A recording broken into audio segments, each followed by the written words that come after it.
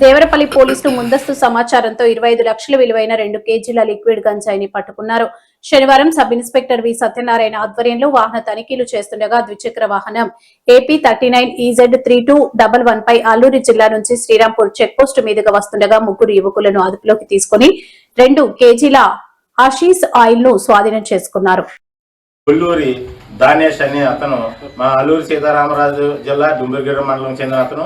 అదేవిధంగా పాంగి దేవదాసు అతను కూడా మన డుంబిరిగూడ మండలం అల్లూరి సీతారామరాజు జిల్లాకు చెందిన. వివరాలను కె కోటపాడు సిఐ కృష్ణ మీడియాకు వెల్లడించారు.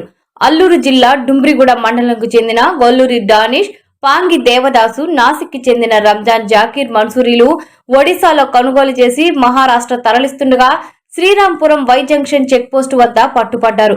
స్వాధీనం చేసుకున్న మాదక ద్రవ్యం విలువ 25 లక్షలుంటుందని తెలిపారు.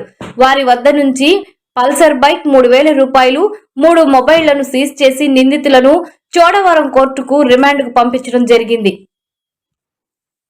అనకాపల్లి జిల్లా కోటపాడు సర్కిల్ పరిధిలోని దేవరాపల్లి పోలీస్ స్టేషన్ పరిధిలో ఈరోజు ఉదయం 8 గంటలకు దేవరాపల్లి ఎస్ఐ గారికి ఇలాగ ఏజెన్సీ నుండి ఒక ముగ్గురు వ్యక్తులు గంజాయితో వస్తున్నారనే ఇన్ఫర్మేషన్ రావడంతో ఎస్ఐ గారు వారి సిబ్బంది కలిసి శ్రీరాంపురం చెక్ పోస్ట్ వద్ద వెహికల్ చెక్ చేస్తుండగా సుమారు 8 గంటల సమయంలో ఒక ముగ్గురు వ్యక్తులు మోటార్ సైకిల్ మీద ఏజెన్సీ నుండి కిందికి వస్తూ ఎస్ఐ గారిని వారి సిబ్బందిని చూసి తప్పించుకొని వెళ్ళిపోవడానికి ప్రయత్నం చేయగా ఎస్ఐ గారు వాళ్ళు ఆపి వాళ్ళని వెంబడించి పట్టుకొని చెక్ చేయగా ఒక 2 కిలోలు గంజాయి లిక్విడ్ దొరికింది.